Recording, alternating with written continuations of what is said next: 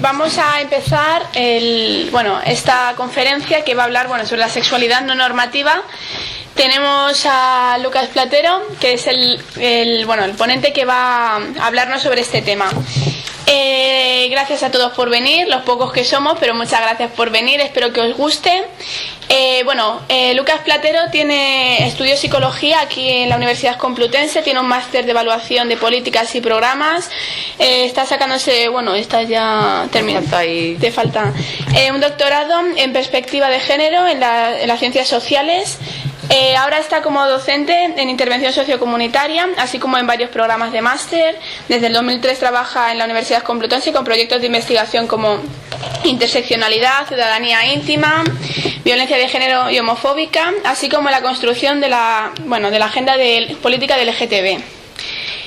Tiene libros como Lesbianas, discursos y representaciones, herramientas para combatir el bullying homofóbico, Las mujeres sordas, formación y posibilidades, intersecciones, cuerpos y sexualidades en la encrucijada, que este último libro que os he citado es un poco el que va a tratar también la conferencia. Entonces voy a hacer un resumen como introducción a lo que nos va a hablar, ¿no? Habla un poco también sobre las experiencias, la identidad de cada persona, el cómo muchas veces vemos como lo normal, como intentar imponer lo normal, ¿no? Y tendemos a meter a la gente en categorías y generalizar, y realmente no nos damos cuenta de que somos individuos que somos complejos, ¿no? Que cada uno pues tiene sus experiencias, tiene su identidad, y que muchas veces esa normalidad, ¿no? Es lo que tiende a tener el poder y a marginar a gente, ¿no? Un poco la exclusión social. Un poco como forma de introducirte, y muchas gracias por haber venido y os dejo con Platero. Pues nada, la verdad es que me hace mucha ilusión estar aquí participando en una asociación que ayudé a montar hace muchos años, y me encanta venir y no conocer a casi nadie, porque eso quiere decir que la asociación funciona sin que estemos las mismas personas, y que sigue habiendo necesidad de montar activismo, y hace falta todavía dar guerra y plantear que la sexualidad es una cosa importante, que la sexualidad no es una cosa de segunda clase, o que ya conseguiremos cuando se consiga la revolución, o ya se alcanzarán unos derechos cuando otras cosas estén alcanzadas, ¿no? O sea que sí que daros las gracias por montar el evento, por invitarme y por darnos la oportunidad de tener esta conversación. Yo me lo he planteado como casi la obligación de hacer un poco una introducción y planteárnoslo casi en modo diálogo y taller, ¿no? Yo me he traído luego unos materiales para trabajar con vosotros si os apetece, y sí que me gustaría que se convirtiera en un diálogo lo más abierto posible, es decir, que si a alguien le apetece decir algo al hilo de algo que está sucediendo, pues hacerlo, porque yo creo que tenemos ya todos suficientes dosis de clases magistrales, y quizás es más interesante establecer diálogos, que es precisamente lo que es más difícil, ¿no? Y nos habíamos puesto un título como muy sugerente, que tenía que ver con los retos por las luchas LGBTQ en estos momentos de crisis, o por lo menos cuando me preguntasteis de qué me gustaría hablar o qué podía ser interesante en este momento, a mí me parecía que podía ser esto, porque podíamos hablar de otras cosas como introducción a conceptos, introducción a la teoría queer, hablar de interseccionalidad, pero me parecía que estamos en el hoy, lo que hace falta hacer hoy, lo que estamos pensando hoy, mucho más que teorías elevadas o debates que nos pueden aludir más o menos, ¿no?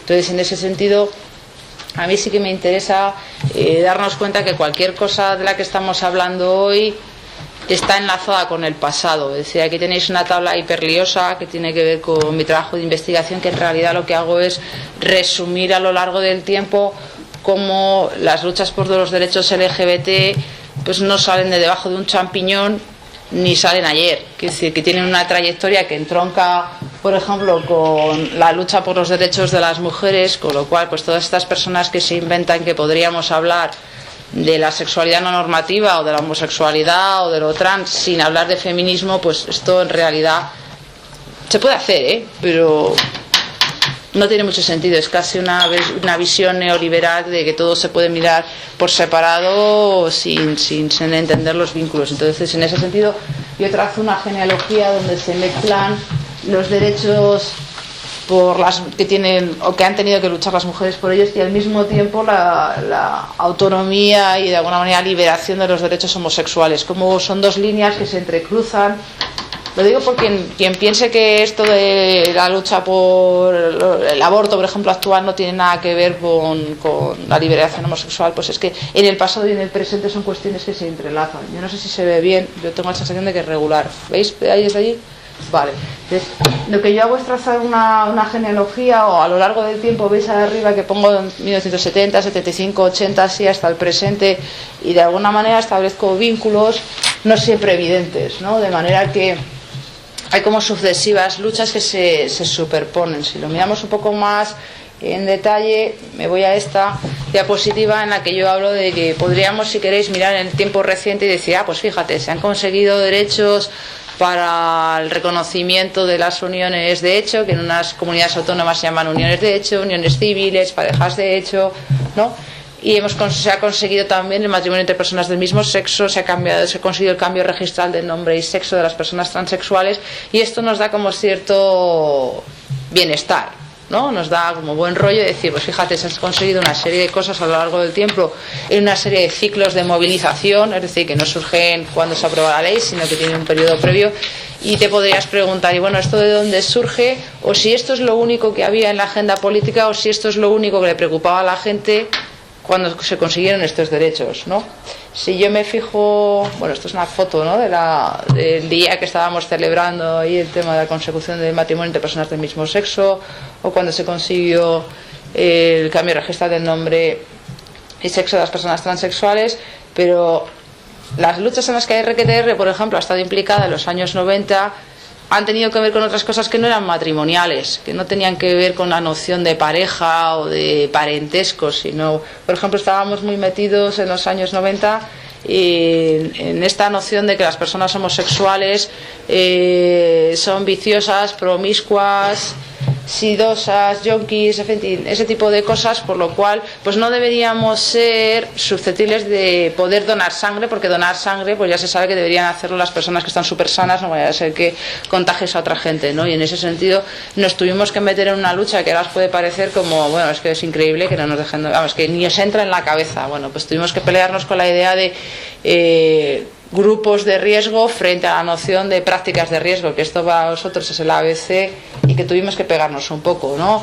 O pegarnos, a ver, luchar con la Cruz Roja, ir allí, hablar con todos los médicos, hablar con la gente, y no lo hicimos solo, lo hicimos con la Radical Gay, con LSD, que era un grupo de lesbianas, con COAM, en fin, con todos los que estábamos en los 90 y dan un poco el callo, ¿no?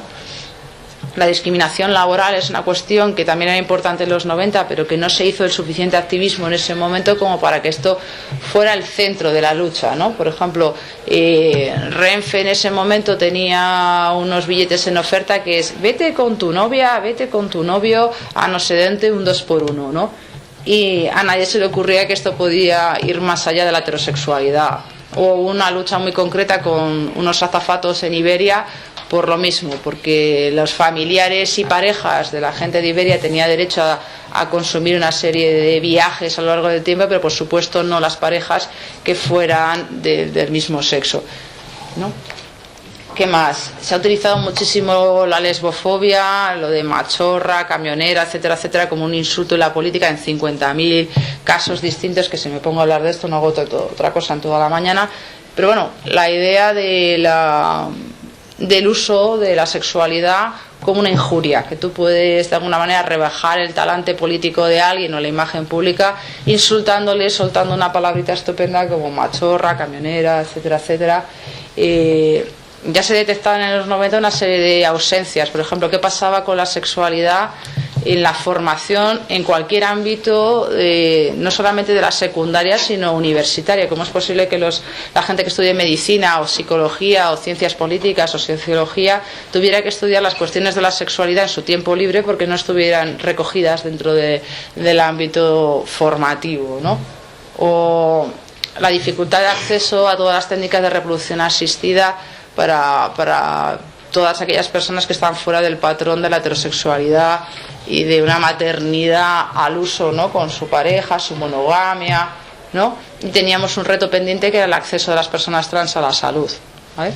Si estos son los retos de los años 90, podríais incluso pensar cuáles de estos están vigentes, cuáles de estos plantean una continuidad con el momento actual, después incluso de haber conseguido lo que decíamos hace un segundo, el éxito este que nos sentimos todos también, porque tenemos matrimonio, tenemos parejas de hecho, tenemos algunos derechos para las personas transexuales. Es decir, que desde hace mucho tiempo hay una serie de problemas que se plantean como de primer orden y otros de segundo orden, que algunos de estos problemas tienen éxito a la hora de entrar en la agenda política y otros se mantienen como en la periferia, ¿no? El acoso escolar, el VIH, la prevención, en fin, he puesto algunos ejemplos no por hacer un repaso exhaustivo, sino porque tengamos en mente ejemplos que nos ayuden a pensar, ¿no? Si esto eran los 90, pensar ahora, pues qué retos pienso yo que tenemos encima de la mesa. Por ejemplo, la crisis de las políticas identitarias. Si yo digo políticas identitarias, ¿todo el mundo me sigue? ¿Alguien no me sigue? ¿Lo digo por explicarlo o no explicarlo?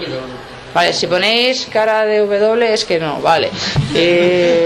Las políticas identitarias me refiero, imaginaros, ¿no? La transición democrática, el principio de la democracia, donde la gente tiene que salir a la calle a decir, oye, que las mujeres no pueden viajar porque necesitan un papel de su marido diciendo que las dejan viajar. Que es que resulta que hay gente que se la considera delincuente por el hecho de ser o tener conductas homosexuales, que es que en el derecho de reunión, ¿qué pasa? Y esto pues nos atraviesa a todas las personas que estamos aquí, es que no podríamos reunirnos, no podríamos hablar de lo que hicimos el fin de semana y mucho menos celebrarlo o pasarlo bien con esto, ¿no? Entonces, en ese sentido, ha habido movimientos sociales que han tenido la necesidad de construirse alrededor de una identidad. Muy fácil, por ejemplo, el feminismo. El feminismo se une alrededor de la discriminación hacia las mujeres. El movimiento de liberación homosexual, que se llamaba así en los 70 y los 80, luchaba por descriminalizar la transexualidad, la homosexualidad, todo lo que se entendía como las otras sexualidades, ¿no? Las personas con discapacidad tuvieron que hacerse un hueco también y tuvieron que demostrar que también necesitaban derechos. Es decir, que son una serie de momentos en los que se construyen sujetos que antes eran secundarios, abyectos, torcidos, sucios, delincuenciales, pecaminosos, ¿no? Que tienen que luchar por tener un espacio social y político, lo que podemos decir la construcción de un sujeto político, ¿vale? Y en ese sentido tiene una lucha identitaria por decir, aquí están las mujeres, esto es lo que se quiere como derechos, esto es lo que estamos luchando. De la misma manera, el movimiento de liberación homosexual está diciendo, por una parte, oye, que somos normales, por otra parte las travestis estarán diciendo, normal serás tú, bueno, pero bueno, planteando que hay un derecho a estar en sociedad y que esto no debe ser ni un crimen ni es suficiente para llamarle peligro social, ¿no? Suena todo esto, ¿no? Entonces, en ese sentido, cuando yo digo que hay una crisis de las políticas identitarias, es que hay un fracaso de esos sujetos normativos. Cuando pasamos de la liberación homosexual a la liberación gay y lésbica, y luego lesbi-gay, y luego nos inventamos la palabrota LGTB, que vete a saber lo que significa, generamos también una especie como de jerarquía de lo que es más importante y de lo que no. Si no, fijaros en los movimientos sociales, cuando hablamos de los LGTB, en realidad la G tiene mucha presencia. Lo gay, lo que tiene que ver con los gays, homosexuales, varones, etcétera, y cierta forma de ser gay y no cualquier manera de ser gay tiene una presencia muy fuerte que lo que hace es colocar los demás temas en la periferia, ¿no? De alguna manera ese sujeto político entra en crisis cuando resulta que es que ni todos los gays son iguales, ni todos los gays tienen las mismas necesidades, y fíjate tú que van a insistir las lesbianas y los bisexuales y los trans, que a su vez los trans pueden ser bisexuales, pueden ser gays, o pueden ser heteros, o pueden ser lesbianas, ¿no? Es decir, que algo le pasa a las políticas identitarias que en un momento dado pues entran un poco en crisis, que entran en fracaso porque no consiguen los objetivos que deberían conseguir. Resulta que es que no todo el mundo entra dentro de la misma categoría. Si tú piensas en las mujeres, cuando el feminismo empieza a tener potencia, resulta que es un feminismo muy dominado por las mujeres blancas, heterosexuales de clase media. Entonces tú te podrías preguntar, ¿y dónde están las lesbianas? ¿Y las gitanas? Y las mujeres con diversidad funcional lo que hacen es desestabilizar es el concepto mujeres, de la misma manera que se desestabiliza el concepto de lo homosexual, ¿no? O de lo LGTB, ¿no? Por eso nos tenemos que inventar tantas siglas, ¿no? Tendríamos que pensar en la locura esta de LGBTQHII, ¿no? Intersexuales, gente que se está preguntando si eso no es, los heterosexuales como aliados, la Q que nos hace falta, una Q además múltiple, porque hay gente que se piensa Q, hay gente que se piensa como que está transicionando o está cuestionando la noción normativa de género, es decir, con lo cual, si nos parece que LGBTQ son pocas, no te digo nada lo que nos viene para el futuro. Es decir, que hay algo de esto que siempre tenemos que incluir nuevas realidades, porque es que las que conocemos van a cambiar, están cambiando ya, y dentro de 2 años, 5 años, 6 años, dentro de 5 minutos, alguien tendrá una necesidad que no está recogida en una de esas letras y se tendrá que inventar una, ¿no? O sea que, por ejemplo, el poliamor, ¿dónde lo ponemos? LGBTQIP, por ejemplo, ¿no? Sí, estaría bien. Es decir, porque ¿cuáles son las alianzas que establecemos, ¿no? Entonces, en ese sentido, las políticas identitarias, yo entiendo, y hay muchos autores que dicen también que están viviendo una crisis, que ya no entendemos todos lo mismo con las mismas palabras, porque nuestras realidades cambian, ¿no? A nosotros nos parecía guay lesbigay, que habíamos hecho una palabra con 3 y nos habíamos dejado fuera la T. Es que cabrones, ¿no? Pues que en ese momento nuestra realidad estaba menos salpicada por lo trans. Ahora es inconcebible pensarlo LGBT sin la T, o si lo hacemos, pues menudas cosas estaremos haciendo, ¿no? Por otra parte, el activismo ya no es el movimiento LGBT o el movimiento gay, ahora es una pluralidad de movimientos. Entonces, fíjate, si cogemos un ejemplo muy pequeñito, por ejemplo, el orgullo gay, tenemos más de un orgullo. Tenemos un orgullo crítico, donde RQTR además fue uno de los impulsores de este orgullo crítico, ¿no? La necesidad de hacer algo distinto, porque si nos habíamos inventado el orgullo es protesta para montarla y liarla muy parda y celebrar los disturbios de Stonewall. Stonewall no fue una reunión amable donde la gente tomaba té y café y decía, ay, ¿qué te parece a ti los derechos? Ay, pues yo creo que debería... No, fue una revuelta, fue un lío tremendo de, pues unas que algunos podrían considerar unas mamarrachas, porque eran unas travestis que a lo mejor algunas pues también eran un poco yonkis, unos maricas muy afeminados, y en el contexto de la noche, bueno, pues ya sabéis cómo es la noche, ¿no? Es decir, que no eran a gente bien vestida, respetable, ¿no? Dentro de lo que tú puedes considerar como lo gay amable, sino que eran a gente bastante descarada y de una parte de protesta muy importante. Y sin embargo, el orgullo gay también se ha convertido en un acto masivo en la medida que, pues como dicen las abuelitas, vengo a ver las carrozas y a ver a las travestis, ¿no? Es decir, que es un evento de ir a mirar mucho más que una protesta descarada, ¿no? Porque participa Google, participa Coca-Cola, participa Red Bull, en fin, participan marcas que la transformación social yo no la veo en la agenda. Hola, soy Coca-Cola y quiero hacer transformación social. No, perdona, tú eres Coca-Cola y quieres vender Coca-Colas. Quien dice Coca-Cola dice cualquier cosa. De hecho, Esperanza Aguirre, este último orgullo, declaró el orgullo gay fiesta popular, pues por eso, porque les conviene a las empresas de todo el dinero que está. Claro, va mucha más gente al orgullo que a la San Isidro, por ejemplo. Y fíjate que San Isidro son las fiestas locales, ¿no? Que antes pegaban muchísimo y había mucha más gente en San Isidro que en el orgullo, y ahora se han cambiado las tornas, ¿no? O sea que si incluso la derecha más radical te está diciendo que el orgullo es un evento popular, ¿qué le hemos hecho al evento popular para que le guste a Esperanza Aguirre? Yo no sé si le veis lo que estoy diciendo, ¿no? O sea que algo pasa ahí, ¿no? Algo pasa con Mary, ¿no? Entonces, en ese sentido, he puesto el ejemplo del orgullo porque es un ejemplo, pero podéis pensar que hay mucha gente que no está dentro de la FELGTB. Incluso existe la coordinadora gay lesbiana en Cataluña, o incluso hay un movimiento por la sexualidad no normativa que está en otros ámbitos, ¿no? En Madrid, yo qué sé, desde la Pandi Trans, el hombre transexual, yo qué sé, miles de asociaciones y de entornos que no están todos en el mismo plano, porque igual no necesitan trabajar juntos porque están en diferentes ámbitos de la sociedad. Es decir, hasta qué punto el 15M, por ejemplo, tiene un espacio importante sobre la sexualidad dentro de feminismos, o dentro del grupo de educación, o incluso dentro de la Transmaricabollo, en fin. O por qué las cosas sobre la sexualidad no solamente suceden en determinados espacios, sino, por ejemplo, hay museos ofreciendo cursos sobre sexualidad. La universidad está empezando a hacer cosas. Es decir, que se hace todo como un poco más poliforme. Y ya no hay una voz, sino que hay una pluralidad de voces, lo cual, pues afortunadamente genera una mayor democratización en la medida que hay más personas hablando de más cosas, ¿no? Claro, no sé si no he tenido de día. ¿Qué más? ¿Un movimiento LGBT o varios? Decía yo, pues probablemente varios. Ya es muy difícil decir el movimiento, porque si dices el movimiento estás aludiendo a una parte determinada de ella y lo haces con cierto interés.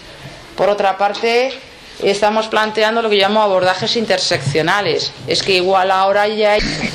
Vale, estábamos hablando de los nuevos abordajes interseccionales y yo ponía un ejemplo que era, por ejemplo, la gente que tiene niños LGTB. Han necesitado montar un movimiento asociativo específico que tiene que ver con el hecho de que tienen necesidades concretas.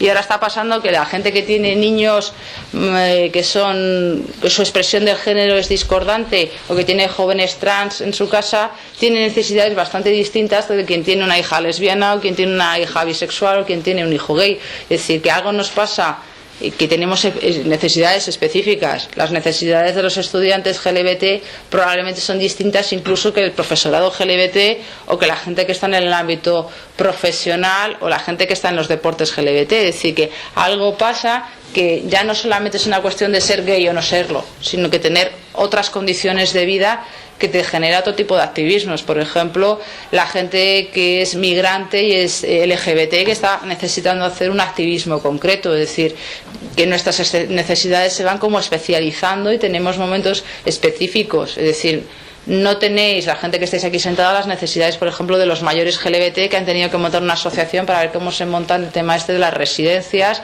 y el envejecer y el tema de no tener que volver al armario cuando necesitas cuidados porque ya tienes 70, 80 años, tiene que venir alguien a tu casa, tienes que ir a un centro de día, te tienes que ir a una residencia, pues evidentemente no son vuestras necesidades, son otras necesidades distintas, ¿no? Otra de las cuestiones que yo planteo aquí es si tenemos que responder a viejos problemas, y por viejos problemas si me planteo, por ejemplo, la prevención del VIH, el reconocimiento de la transfobia, qué pasa con la pluma, por qué a la gente le sienta tan mal que la gente tengamos pluma, en fin, la violencia, el acoso escolar. Esto yo los entiendo como problemas de toda la vida, que tenemos todavía mucho trabajo pendiente. Y luego entiendo lo de los nuevos problemas, que esto es algo de lo que quiero hablar un poquito más hoy, ¿no? Y que de hecho me he traído unas fotocopias para trabajar con ellas un poco en plan taller, porque tenemos problemas a los que no nos hemos enfrentado antes, porque el momento de antes no es el momento de ahora, ¿no? Por ejemplo, la crisis económica. ¿Qué está pasando con la gente que tiene que tomar decisiones basadas en un dinero que antes sí tenía y ahora no tiene, o que no ha tenido nunca? Es decir, gente que decimos, fíjate, los inmigrantes sin papeles, pero es que muchos de esos inmigrantes sin papeles sí tenían papeles hace unos meses. Es decir, ¿qué pasa con el acceso a la sanidad? ¿Qué pasa con el VIH en esas situaciones? ¿Qué pasa con la gente que se suspende en septiembre y luego va a tener problemas para pagar la matrícula y va a tener que tomar decisiones si pagar la matrícula o hacer otras cosas? Y su familia a veces va a tener que decidir cuál de los hijos es el que puede estudiar y el que no. En fin, nuevos retos que nos plantean que la sexualidad sigue estando en el centro de lo que de la lucha por la que estamos moviéndonos y que no es una cuestión secundaria y a la que digo volveré ahora, ¿no? Entonces yo os planteo esta pregunta: ¿la sexualidad es algo secundario? ¿La sexualidad es una cuestión que vamos a resolver cuando se haga la revolución o cuando por fin seamos todos del PP o cuando por fin, en fin, no sé, cuál es el papel de la sexualidad con respecto a otras demandas políticas, ¿no? Por ejemplo, problemas concretos, ¿qué pasa con la reproducción asistida? ¿No? Es decir, si lo que estamos viviendo ahora en realidad es una revolución ideológica donde con la excusa de la crisis lo que estamos haciendo es recortar en derechos sociales y girar en la dirección, por ejemplo, de reafirmar la familia como en el núcleo social básico para tener la excusa de desmontar así todos los sistemas de bienestar, porque si la sociedad no te ofrece esos servicios es porque lo va a hacer la familia. La familia, perdona que os diga en este momento, tiene que ver con las mujeres. Es decir, cuando dicen familia es que alguna mujer de la familia ya se va a encargar de cuidar a las personas con discapacidad, a las personas mayores, a los niños y las niñas, ¿no? La salud mental, las discapacidades, en fin, todas estas cuestiones que van a volver al hogar, ¿no? Con lo cual nos estamos enfrentando a un giro ideológico importante donde ya sabéis que la sexualidad significa maternidad, pero no cualquier maternidad, sino una maternidad en el seno de una pareja heterosexual, a ser posible casada, etcétera, etcétera, ¿no? Con lo cual las mujeres solas que quieren tomar decisiones sobre su vida, como por ejemplo tener hijos o no, pues está complicando bastante la cuestión, porque ahora no van a poder decidir si en un momento dado si quieren o no tener un hijo con diversidad funcional, si el embarazo que tienen quieren terminarlo o no, o si quieren tener una reproducción asistida porque la necesitan para sus planes, o si este es el caso por ejemplo de lesbianas, o si es el caso de lesbianas que no se puedan pagar una clínica privada. Pues tienes tu dinero, pues todavía es posible, ¿no? O por ejemplo, lo que como una de las campañas que lanzaba RQTR hace poco, que pasa con el acceso a la salud pública de las personas que son migrantes, por ejemplo, y no tienen papeles, o qué va a pasar con la asistencia a las personas trans, si estamos recortando servicios de salud y las personas trans, además no todo el mundo se piensa lo trans de la misma manera, no todo el mundo se quiere hormonar, y entonces después se va a hacer una mastectomía y después se va a hacer un vaciado y después se va a hacer, ¿no?, una faloplastia, es decir, que las personas trans, igual que el resto, tienen que tener derecho a tomar diferentes decisiones sobre su vida, donde no todo el mundo tiene las mismas decisiones. Es decir, que ¿por qué nos vamos a inventar un itinerario que sea igual para todas las personas cuando justamente la libertad individual sabemos que es tan importante, ¿no? Lo plantea aquí la reforma del aborto, qué pasa con la prevención del VIH-Sida y todas las infecciones de transmisión sexual. ¿Esto vamos a seguir pensando que es una cuestión sucia de gente mala, que le pasan cosas malas? ¿O vamos a poner esta cuestión en algún sitio importante cuando nos damos cuenta que tiene que ver con las prácticas sexuales y por tanto tiene que ver con todo el mundo, ¿no? En ese sentido, la idea que he adelantado antes, ¿no? Porque esta gente tiene tanto interés, a esta gente me refiero a la derecha y todos los movimientos neoliberales, en hablar tanto de la familia. Nosotros también tenemos familia, ¿no? De algún sitio que venimos, aunque sea de un tubo de ensayo, es decir, que alguien ha tenido que decidir que estás aquí, y aunque tengamos familia, no todo el mundo deseamos formar familia de la misma manera, ¿no? Una de las cuestiones que he traído hoy es un artículo en el que se plantea qué pasa cuando dos lesbianas quieren formar familia con un amigo que es el donante de esperma y tienen un bebé fruto de una decisión a tres. ¿Y qué pasa cuando esa decisión a tres se rompe porque la gente ya no está de acuerdo, porque el donante quiere tener la custodia, cuando vas a juicio y resulta que la juez te mira y dice: yo veo aquí un hombre y una mujer, con lo cual entiendo que esto es una pareja, aunque no fuera nunca una pareja? Es decir, de pronto la madre no gestante desaparece, el amigo gay deja de ser gay para ser un hombre porque los padres son heterosexuales, y la jueza pues plantea que esto es una situación en la que hay que dirimir la custodia como en otras situaciones de divorcio, cuando ellos pues nunca han estado casados. Es decir, algo le pasa a nuestra cabeza que tenemos dificultades para pensar más allá de la heterosexualidad, ¿no? O el refuerzo de los roles de género. Yo estaría también otro caso aquí, por ejemplo, qué pasa cuando las lesbianas tienen cáncer de pecho. Y cuando además es una lesbiana situada en el mundo que decide que ella quiere celebrar con orgullo su masculinidad, ¿no? Una vez un grupo de lesbianas butch que han pasado por un cáncer de mama, que les han extirpado un pecho y deciden que quieren extirparse el otro. Entonces, claro, al sector médico le da 4 vueltas la cabeza tipo niña del exorcista, porque dice: no, si te hacemos un implante de pecho si quieres, incluso te ponemos más tetas si tú quieres.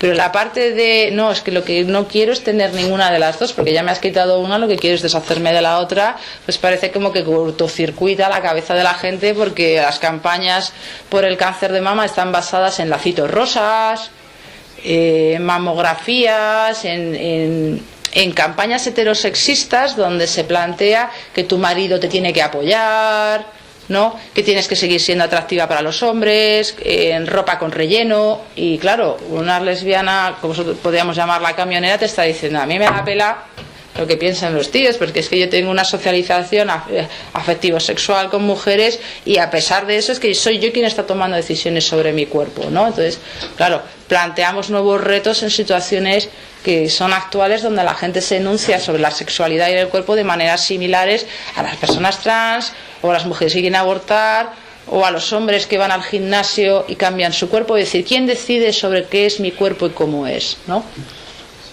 Otra de las cuestiones que traía es una discusión sobre qué pasa con la identidad cuando haces cosas en tus prácticas sexuales que desafían los límites de esa identidad. Las identidades nos hemos creído que eran verdad, las identidades son fijas, las identidades son mutables, y es el caso de una chica lesbiana que después de toda la vida hacer activismo lésbico vais a echar un novio trans. Deja de ser lesbiana, bueno, pues ella cuenta su caso y discute sobre el hecho de si el lesbianismo es una cuestión que decides tú o que los demás te señalan con el dedo y te dicen que eres más o menos lesbiana, ¿no? Eres menos lesbiana ahora porque tienes novio, o eres medio hetero. No, entonces que eres bi. No, mira, perdona, ¿quién decide y qué es la identidad? ¿La decides tú por mí? ¿La decido yo? Y el cuarto texto que he traído es una discusión sobre el matrimonio entre personas de mismo sexo y la resolución del Tribunal Constitucional en el que se está hablando de lo que es familia, de lo que no es familia, de lo que supone varias personas en esa unión familiar y cómo realmente nos tendremos que plantear si esto es todo lo que el movimiento LGBT está dispuesto a hacer o si esto es todo lo que necesitamos para resolver nuestros problemas cotidianos, ¿no? con la exclusión social, con la discriminación. Entonces yo lo que os proponía ahora, si os parece bien, es como reunirnos en pequeños grupos, como 4, os doy un texto, hablamos de él un cuarto de hora y luego hablamos todos otra vez, cuarto de hora, media hora, o algo así. Vale, para mí la idea sería un poco pues poner en común el debate, porque yo planteaba cuáles son los retos con respecto al momento actual y frente a la crisis económica, que hemos dicho que también era una crisis ideológica y que había problemas que eran de toda la vida y había problemas que eran nuevos. Entonces yo os he traído como excusa 4 problemas que cualquiera se da cuenta que no son todos los problemas del mundo mundial, solo he traído 4 porque si traigo 1000 no podemos hablar, ¿vale? Entonces de manera didáctica pues yo elijo 4 para poder establecer un debate. Y entonces lo que me gustaría es que os planteaseis o que nos contarais el debate que habéis tenido en cada grupo, un poco por ver que esto que supone de cara a lo cotidiano, cómo entendemos la sexualidad, cómo entendemos las identidades y sobre todo cómo entendemos el activismo, es decir, qué retos de futuro nos podemos plantear, por ejemplo, con estos casos o con otros que se nos ocurran, ¿no? Entonces, ¿qué grupo le gustaría empezar a contarnos un poco de qué habéis hablado o qué cosas os parece importante que este caso revela? Pues yo, porque me tengo que ir. Vale, habla un poquito más alto porque si no los de fondo no te oirán. Vale. Pues nuestro se titula Mamografías heterocentradas y bueno, primero habla de cómo se ha visto que, por ejemplo, las lesbianas tienen más riesgo de tener problemas de pecho y que sin embargo eso no se tiene para nada en cuenta la sanidad. Y bueno, luego habla de diferentes campañas que hay para fomentar eso, las mamografías y cómo son totalmente, pues eso, heterocentradas y que pues eso de reproducir los roles de género tradicionales y tal. Y bueno, pues nada, hemos comentado eso. Primero hemos hablado de la conexión LGTBI feminismo en este tema porque por una parte afecta a todas las mujeres, no solo ya a la población LGTB, sino a las mujeres en general, por establecer estos roles e intentar eso, promover estos roles. Y luego por otra parte, al ser eso totalmente heterocentradas, pues también a la población LGTB. Luego, pues eso, como es un ejemplo, la publicidad en este caso de los programas, un ejemplo más de cómo se intentan, pues eso, seguir reproduciendo estos roles y venderlos. Y luego que aparte de esta situación así como un poco más indirecta de promover estos roles, que además está habiendo una discriminación sanitaria real hacia la población LGTB. Ya no es solo la cuestión de poner lacito rosa o de que salga un papá y una mamá en el anuncio, sino que no se está atendiendo las necesidades de esta población y bueno, eso básicamente. No sé si os dais cuenta que en el artículo dice que las personas LGTB y también las lesbianas consumen más drogas, fuman más, beben más, Yo creo que sí. tienen más obesidad. Todo lo contrario, de hecho. Hay muchos estudios en muchos sitios que dicen que hay un estrés añadido sobre el hecho de estar fuera de las normas. Y esto le pasa a los gitanos, les pasa a la gente LGTB, le pasa a los migrantes, que tienes un estrés que los demás no tienen y se llama discriminación. Y la gente con esa discriminación a veces pues entra en comportamientos de consumo que te ayuden a evadirte, gestionas el estrés como puedes y que No es que la gente gay lesbiana fume más porque las lesbianas fuman más porque son lesbianas, puede que fumen más o puede que beban más porque es una mierda la discriminación que los demás te machacan, no porque el hecho de ser lesbiana sea más enfermo, ¿no? Pero bueno, eso estaba como de fondo, que igual no es el centro. Vamos, es que no sé por qué, que dice que las lesbianas tienen más probabilidad de tener cáncer de mama, ¿por qué es así? Porque van menos al médico. Van menos al médico porque como se supone que es algo ligado a la maternidad, pues no va contigo si no eres madre, no va contigo si no... Porque todas las campañas están pensadas desde una óptica heterosexual. Como tú no te ves en esa óptica, no te das por aludido, con lo cual te cuidas menos. Sí, en ese sentido, nuestro grupo, el segundo grupo, hemos identificado que había una doble discriminación. La discriminación en tanto que la identidad que se está promoviendo para que se hagan mamografías, para que se cuide la salud, es una y no son todas. En el sentido, luego, las personas lesbianas u otras identidades no se les va a dar ese pie para que vayan al médico. Y la segunda discriminación es que, como ya nos has contado antes, hay ciertos supuestos, como las butts que se quieren quitar el segundo pecho, que no están contemplados por los procedimientos normativos y normados del sistema sanitario. Vemos otro de los textos que hemos leído, a ver si tiene conexiones con este, porque la idea sería no verlos en particular, sino en global luego, ¿no? ¿Alguien nos quiere hablar del tuyo? ¿Este, por ejemplo? Vale, el nuestro se titula La maternidad lesbiana y sus derechos, y habla de pues una pareja lesbiana que han tenido una hija, creo, con un donante de esperma que era amigo, o sea que no era anónimo, y luego llega un momento en el que el donante quiere reclamar derechos sobre la niña y pues entonces les demanda a las madres, van a juicio y hay una especie de vacío legal, digamos, ¿no? Que no reconoce a las madres que estaban casadas, ¿no? A la que no reconocen, o sea, no gestante. Bueno, no reconoce a la madre no gestante, claro. Y sí reconoce al padre biológico, pero que tampoco se puede considerar el padre porque no ha, digamos, tenido una participación de padre en la vida de la niña. Y pues han perdido el juicio. La jueza no ha reconocido los derechos de la madre no gestante y sí los del padre no padre, por decir algo. Y pues digamos que es una discriminación legal que hay en la cual no se reconoce los derechos de las parejas LGTBQ. Bueno, ni las Ls ni las Gs, mucho menos las Ts. Y bueno, alguna cosita más. ¿Alguien del equipo quiere añadir algo? Está muy bien. Pues, lo que has dicho. Sí. Vale, había por ahí otro grupo que teníais otras lecturas. Hombre, por ejemplo, en el nuestro está hablando de pues, una mujer que se ha considerado lesbiana y se enamora de un transexual. Y bueno, habla un poquito de la discriminación que sufre y de cómo la sociedad le ha dicho que es lesbiana y qué roles tiene que tiene que asumir y que no puede, que si ahora mismo tiene una pareja transexual no puede ser lesbiana y no es lesbiana. Pero bueno, ella dice que sí, que se siente lesbiana y que no tiene nada que ver. Y al final dice que no se encasilla en ningún camino o en ningún colectivo, que ella tiene su propia visión y sigue su propio camino.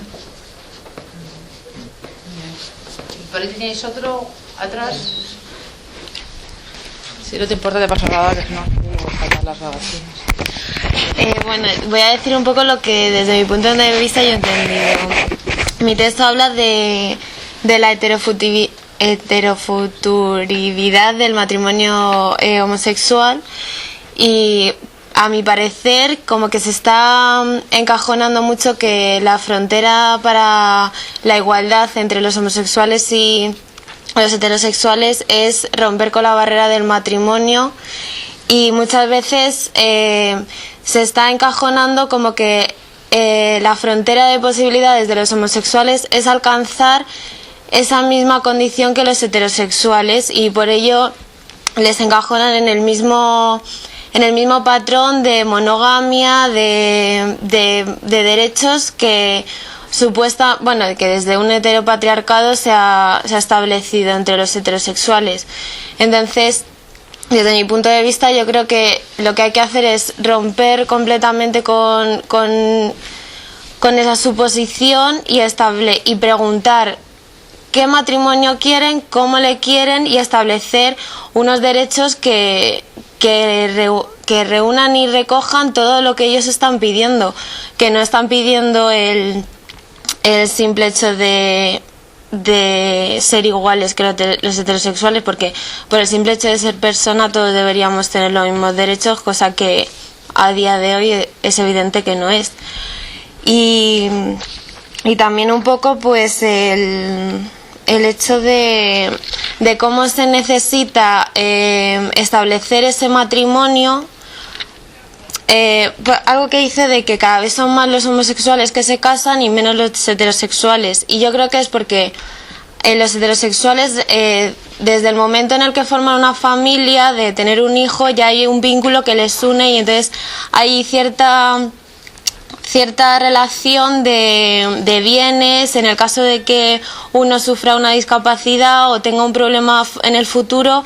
Sí va a estar más recogido que en el caso de un homosexual, que al establecer una pareja, como no son reconocidos matrimonialmente, pues se le desvincula y se le quita un montón de derechos que en una pareja heterosexual sí se recogerían. Y bueno, eso es un poco lo que yo he entendido. Yo en ese sentido he entendido un poco que el matrimonio la institución que es el matrimonio está en una crisis, ¿no? Y que dice, por ejemplo, que las parejas heterosexuales, pues eso, que se están casando menos, que hay una crisis, que hay menos matrimonios heterosexuales, y bueno, y que dentro del colectivo LGTB, que las personas que se casan pues son porque necesitan casarse, no principalmente porque tengan uno de los cónyuges sea inmigrante, o porque necesiten, o para poder acceder a determinados derechos. Y eso.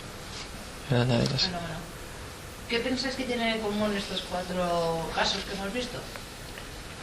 Pues por ejemplo, con lo último del matrimonio, en el caso de la pareja de lesbianas, el hecho de no estar, de estar casadas y tal, como que, o sea, el matrimonio muchas veces facilita la adopción o reconoce los derechos de la madre no gestante, y entonces también es una imposición del matrimonio y lo que hay que...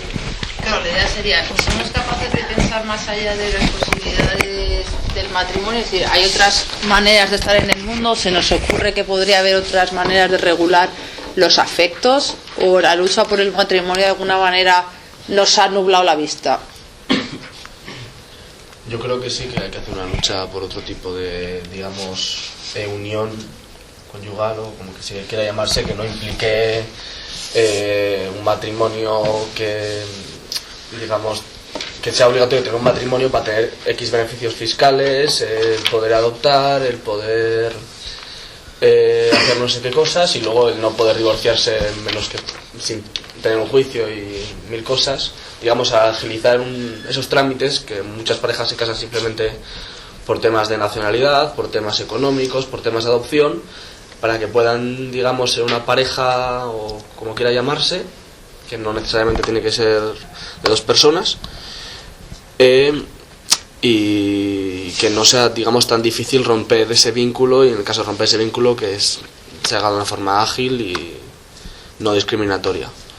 Sí, no se trata tanto de que estemos en contra, o que yo esté en contra del matrimonio, sino el hecho de que la manera en la que pensamos a veces no es sobre todas las posibilidades del mundo mundial, sino sobre algunas nada más. Es decir, lo que le pasa a las chicas, estas butch que tienen cáncer, es que a nadie se le ha ocurrido que el rosa es un rollo porque es heteronormativo y que las mamografías y el procedimiento o sea, sí se les ha ocurrido que ya que te pones una teta, si quieres te las puedes poner más grandes por si eso te hace sentir mejor, pero nadie se le ha ocurrido que a alguien pueda desear no tener dos. Es decir, que casi todos los problemas que tenéis lo que ponen en común es que no todo el mundo quiere lo mismo y estamos obligando a la gente a que todo el mundo tiene que hacer lo mismo. No sé si me explico. ¿Tú querías hablar? Sí, era un poco lo que... Uy, pues me he comido tú. No, que yo creo que como siempre anteriormente se ha considerado lo hetero como lo normal, ahora parece que todo lo diferente que está saliendo a la luz, parece que lo que busca es parecerse a esa normalidad hetero, cuando yo creo que es todo lo contrario, está buscando su sitio con sus preferencias y eso es lo que a mucha gente no le entra en la cabeza, que no es como siempre la misma pauta y nos estamos encajonando en lo heterosexual como lo que es más normal, más común y nos estamos dejando de lado muchísimas cosas que van mucho más allá y que a día de hoy es lo que se está dejando ver. Claro, y hay una expresión que no sé si la habéis oído en el activismo, que es normalizar el hecho homosexual. Heteronormativizar lo homosexual, que antes no era heteronormativo, que es lo que ha pasado básicamente con el matrimonio, ¿no? Que han pasado las parejas, digamos, homosexuales, que al no estar, digamos, aceptadas por la sociedad, no tenían esa necesidad de ser visibles heterosexualmente, y ahora pues sí. Y entonces se han creado muchas parejas que, aunque sean de dos hombres o dos mujeres, siguen los mismos roles que las parejas heterosexuales. Claro, ¿de dónde sale ese deseo por la normalidad? Bueno, igual tú quieres contar otra cosa. Me queda blanco. Perdón. No, que... Pues de romper con esa etiqueta de ser diferente, ¿no? A lo mejor. Si no eres normal, es como que te crea esa desigualdad ante los demás, ¿no? Si no eres normal, tienes menos poder y por lo tanto se te excluye socialmente.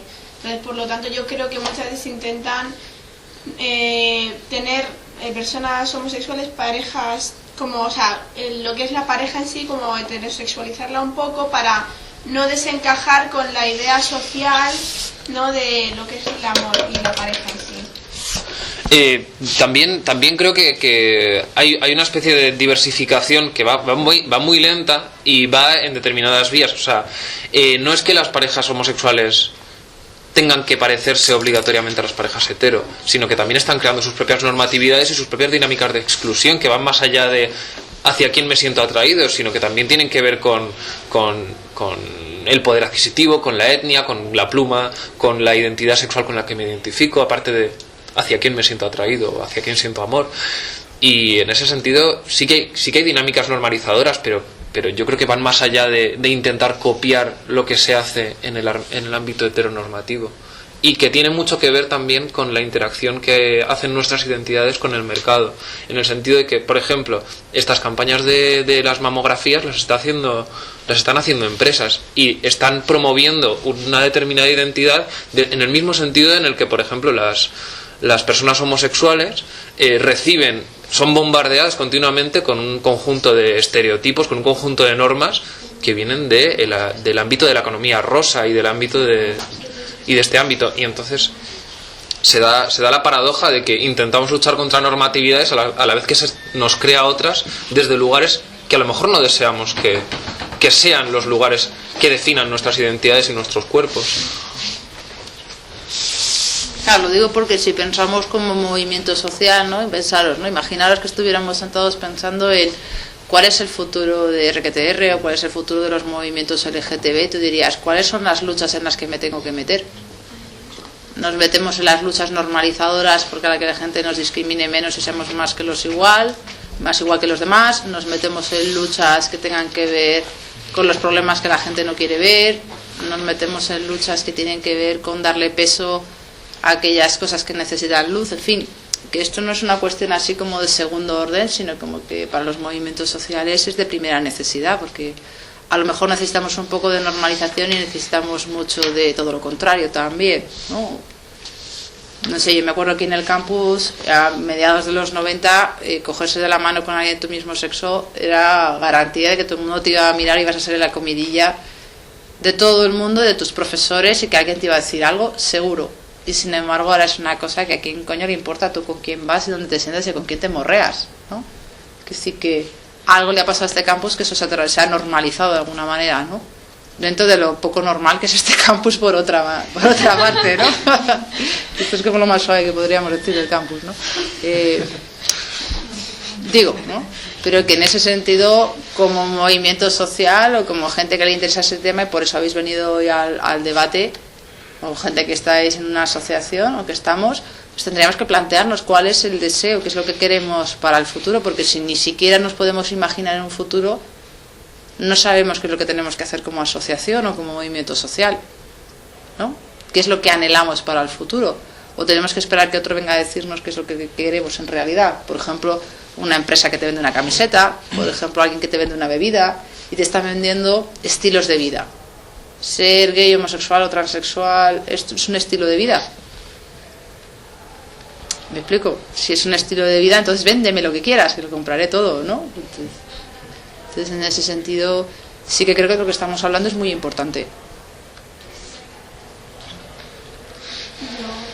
Yo quería, en el texto este de la mujer, Anita.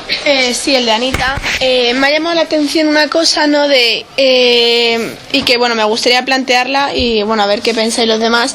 El hecho de que empiece a salir con un transexual hace que su grupo, ¿no? A lo mejor de amigas lesbianas, ¿no? Y feministas la rechazan. Entonces, ¿por qué ese rechazo se supone que a lo mejor deberían de ser un poco más... No sé, creo yo que deberían de ser un poco más tolerantes con respecto a ese tema, ¿no? En plan, no discriminar a alguien porque ahora esté con una mujer y ahora quiera irse con un transexual, por ejemplo. Y veo que ella lo que planteaba era eso, el cómo se ha sentido también un poco rechazada por con las que antes chateaba, decía aquí. No, un poco por saber qué opináis sobre el tema y... ¿Sería distinto si fuera un chico gay que de pronto se echa novia?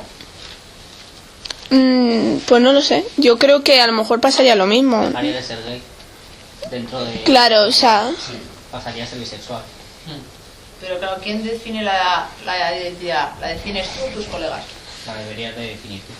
Claro, porque en ese sentido, Anita, te estás declarando en rebeldía, ¿no? O sus colegas. Sus colegas le llamarán bisexual o hetero a ratos o lesbiana a part-time. Y ella está diciendo que no, ella está diciendo otra cosa, ¿no? Entonces es muy interesante porque la identidad, este caso lo que te dice es que la identidad la formamos tanto tú cuando la eliges como los demás cuando te la reconocen. Con lo cual no estamos abiertos a todas las posibilidades del mundo mundial, sino que estamos un poco esclavizados por el ojo ajeno. Por ejemplo.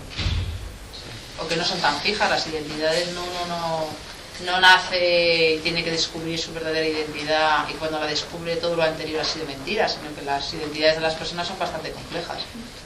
Uno puede haber sido monógamo toda su vida y de pronto descubre que el trío es verdaderamente lo suyo hasta que después el cuarteto y después es otra cosa, ¿no? O sea que esa idea de lo verdaderamente lo suyo es un poco falsa, ¿no? O sea que por ahora en la vida te va esto y en el otro momento de la vida pues que pueden ir más cosas también. Que no es lo mismo que decir que uno puede dejar de ser gay después de ir a terapia. No es lo mismo. Estamos hablando de cosas distintas.